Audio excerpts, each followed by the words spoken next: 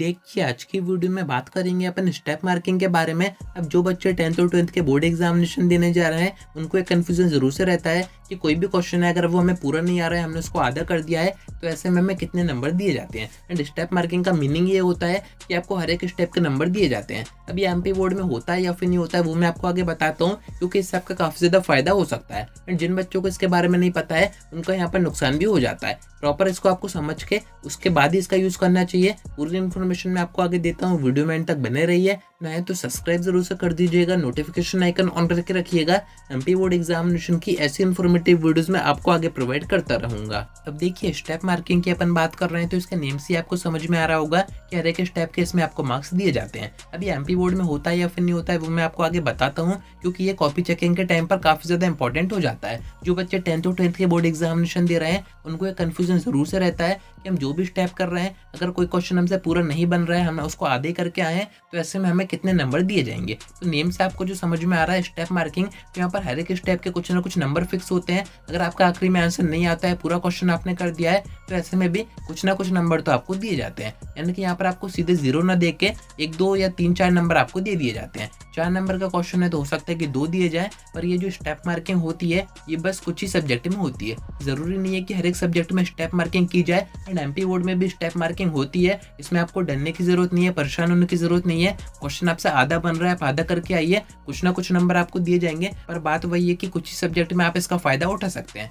अब मैं किन सब्जेक्ट की बात कर रहा हूँ, तो वो सब्जेक्ट आपका न्यूमेरिकल होना चाहिए। यानी कि आपका फिजिक्स हो गया, केमिस्ट्री हो गया, कॉमर्स से अगर आप है तो आपका अकाउंट्स हो गया, खासकर मैथमेटिक्स हो गया। ये ऐसे सब्जेक्ट है जिसमें कि आपसे न्यूमेरिकल क्वेश्चन पूछे जाते हैं। एंड न्यूमेरिकल क्वेश्चन जो होते हैं वो अपन स्टेप में करते हैं। कुछ स्टेप अपन ने सही कर दी, हो सकता है नीचे अपना आंसर सही आया ही ना हो, जो आंसर की में आंसर दिया गया उससे मैच ना हो रहा हो, काफी सारी चीजें ऐसी हो जाती हैं। तो अगर आपके जो न्यूमेरिकल सब्जेक्ट हैं, उसमें अगर कोई न्यूमेरिकल आपका फंसता है, तो उसी में बस स्टेप मार्किंग होती है। यानी कि ऊपर से 3-4 स्टेप आपने सही किए हैं, तो 4 नंबर का क्वेश्चन है, तो आपको उसमें 2 नंबर दे दिए जाते हैं, 2.5 दे दिए जाते हैं। पूरा क्वेश्चन आपका नहीं काटा जाता है। यानी कि 0 नंबर ना देके कुछ ना कुछ नंबर तो आपको दिए ही जाएंगे। वहीं अगर बात करें थ्योरी सब्जेक्ट की, तो उसमें कोई स्टेप वगैरह का चक्कर तो होता नहीं है। थ्योरी बेस आपका पेपर होता है, जैसे कि हिंदी हो गया, इंग्लिश हो गया, आपके अदर सब्जेक्ट हो गए, तो उसमें स्टेप मार्किंग जैसे कोई भी चीज नहीं होती है। वहां पर आपकी बस थ्योरी देखी जाती है कि जितने नंबर का क्वेश्चन है, जितने वर्ड्स में आपको उसका आंसर करना चाहिए था, उतने में आपने किया है या फिर नहीं किया है। जैसे कि 2 नंबर का क्वेश्चन है तो उसको आप थोड़ा सा छोटा करोगे,